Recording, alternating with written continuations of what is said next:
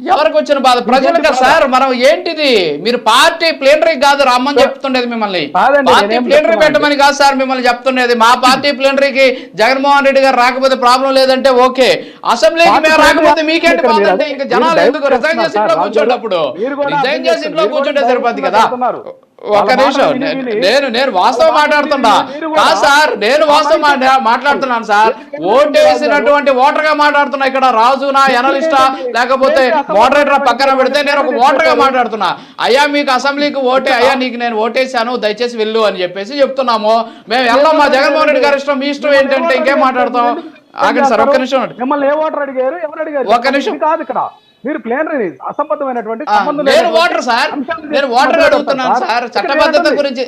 అంటే ఇప్పుడేంటి మీరు దేశవ్యాప్తంగా ఎన్నికలు జరిగితే ప్రజలు ఓటు వేయకపోతే అసెంబ్లీకి వెళ్ళొద్దా?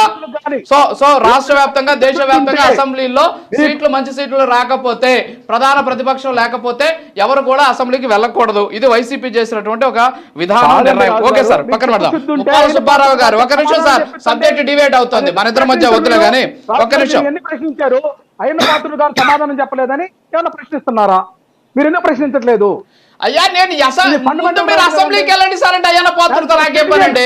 మీరు ఎమ్మెల్యేగా మొదటి ప్రాథమిక విధి, మీ ప్రాథమిక విధి ఏంటి? ఎమ్మెల్యేగా అసెంబ్లీకి వెళ్ళడం. అసెంబ్లీకి వెళ్లకుండా నేను లెటర్ రాసేది ప్రాథమిక విధి.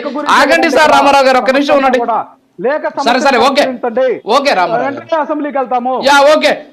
ఓకే అది ఎలక్షన్ ముందు చెప్పాలా? నేను లేఖ రాస్తాను అసెంబ్లీకి, ఎన్నికలకి నేను గెలిచిన తర్వాత ఒక లేఖ రాస్తాను.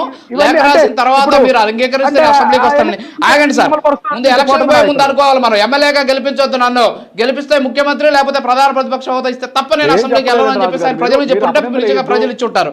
ఒక్క నిమిషం వినండి. స్పష్టంగా ఉంది సార్. రామారావు గారు టైం అయిపోతుంది సార్ ప్లీజ్.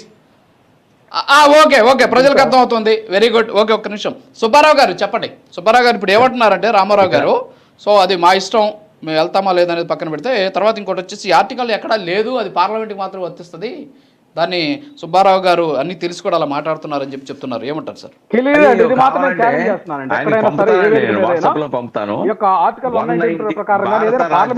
ఒక్క నిమిషం రామారావు గారు మీరే మాట్లాడుతుంటేట, ఒక్క నిమిషం ఉండండి, వాళ్ళని మాట్లాడనివ్వండి సార్. చెప్పండి సార్. అబద్ధాలు మాట్లాడుతుంటే ఎట్లా సార్? అది కదా